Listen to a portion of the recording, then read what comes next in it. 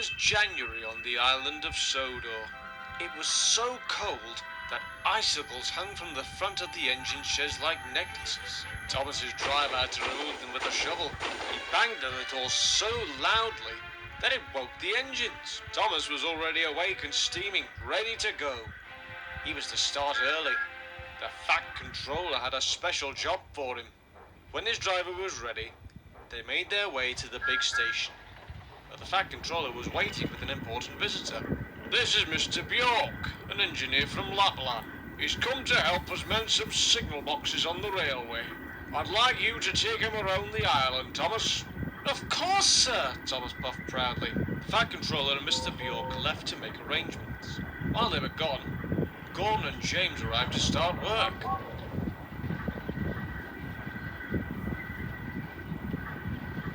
What are you looking so happy about? Grodon huffed. I'm taking an important visitor around the island, Thomas told him.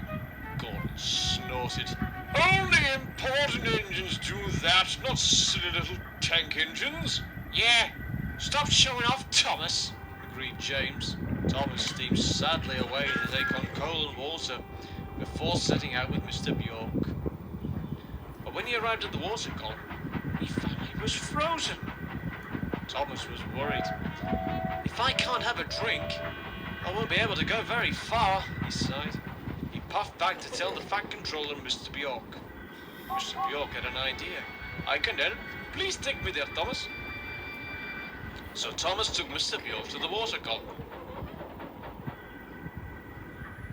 He took out an ice pick and smashed through the layer of ice in the water column. There we are, he called and clambered down. In no time, Thomas's tanks were soon filled and they set off.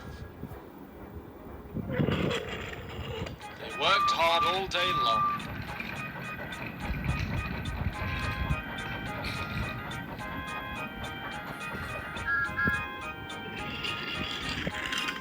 And at last, they reached the station by the reservoir.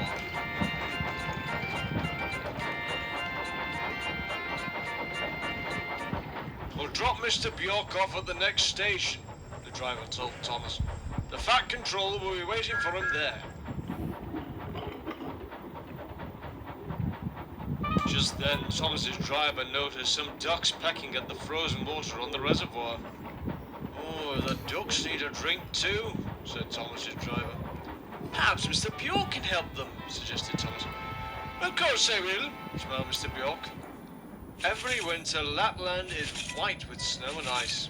Mr. Bjork made a hole in the ice big enough for the ducks to drink through.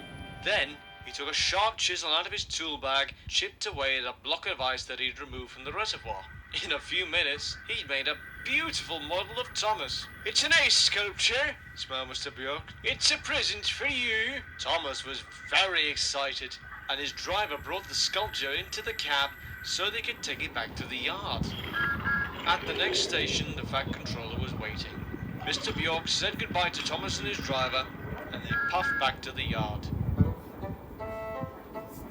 He was looking forward to showing the other engines his sculpture.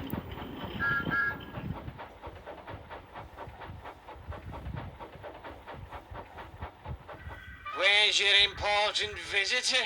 Thomas briefly explained. But he gave me a present, look! Thomas's driver stepped aside so the other engines could see the beautiful ice sculpture, and all that remained was a pool of water. The ice had melted in the warm cab. Thomas felt miserable.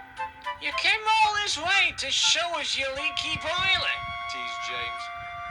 It was an ice sculpture, sighed Thomas. Mr. Bjork said so. But next morning, a wonderful surprise awaited Thomas. There stood Mr. Bjork with a beautiful ice sculpture of all the engines and the Fat Controller. We're sorry, Thomas, said James. Now we understand you did have an important visitor. Thomas chuckled. And what a wonderful surprise is left for us to remember his visit.